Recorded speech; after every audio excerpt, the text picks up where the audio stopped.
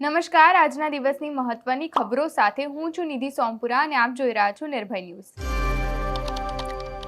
મહારાષ્ટ્રમાં કોંગ્રેસને લોકસભા ચૂંટણી પહેલા મોટો ઝટકો લાગ્યો છે। મહારાષ્ટ્ર કોંગ્રેસના નેતા અને પૂર્વ મુખ્યમંત્રી અશોક ચૌહાણે આજે પક્ષમાંથી રાજીનામું આપતા કોંગ્રેસને મોટો ઝટકો લાગ્યો છે। પ્રાપ્ત માહિતી મુજબ કોંગ્રેસના પૂર્વ નેતા કથિત રીતે પાર્ટીથી નારાજ હતા। હવે તેઓ આગામી દિવસોમાં ભારતીય જનતા પાર્ટીમાં જોડાઈ શકે છે। બિહાર વિધાનસભામાં નીતિશ કુમાર સરકારના ફ્લોર ટેસ્ટ પહેલા જ એનડીએ ગઠબંધન સરકારનો બહુમત સાબિત થઈ ગયો છે। આરજેડી કોટામાંથી સ્પીકર બનેલા અવધ બિહારી ચૌધરીને હટાવવાના પ્રસ્તાવ પર મતદાનમાં 125 ધારાસભ્યોએ સરકારના સમર્થનમાં મતદાન કર્યું, જ્યારે માત્ર 112 ધારાસભ્યો વિપક્ષ સાથે રહ્યા। રાજ્યના કેબિનેટ મંત્રી રાઘવજી પટેલની નાદુરસ્ત તબિયતને લઈને મહત્વનો નિર્ણય લેવામાં આવ્યો છે, જેમાં રાઘવજી પટેલના વિભાગનો હવાલો અન્ય મંત્રીને સોંપવામાં આવ્યો છે। રાઘવજી પટેલનો ચાર્જ બચુભાઈ ખાબડને પંચાયત અને કૃષિ વિભાગનો ચાર્જ સોંપાયો છે। ભાવનગર મહુવાના પીઆઈ એમ.એ. દેસાઈ વિવાદમાં આવ્યા છે। પાસાના આરોપીને પોલીસ સ્ટેશન બોલાવી વ્યવહાર સમજી લઈ આરોપીને ભગાડી મૂક્યો હતો, જે બાબતની જાણ ઉચ્ચ અધિકારીઓને થતા પોલીસ મથકના સીસીટીવી ચેક કરીને તપાસ શરૂ કરાઈ હતી।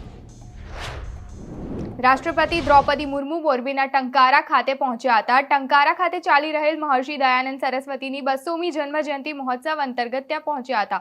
તેમની સાથે રાજ્યના મુખ્યમંત્રી ભૂપેન્દ્ર પટેલ અને રાજ્યપાલ આચાર્ય દેવવ્રત પણ ઉપસ્થિત હતા।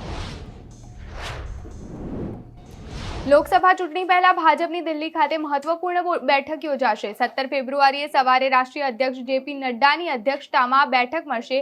આ બેઠકમાં ભાજપના રાષ્ટ્રીય પદાધિકારીઓ હાજર રહેશે અને વડાપ્રધાન નરેન્દ્ર મોદી આ બેઠકને માર્ગદર્શન આપશે। ખેડૂતોના દિલ્હી કૂચના એલાન બાદ પોલીસ અને પ્રશાસને તેમને રોકવા માટે સંપૂર્ણ તૈયારીઓ કરી લીધી છે। દિલ્હીની તમામ સરહદોને હાલમાં સીલ કરવામાં આવી છે।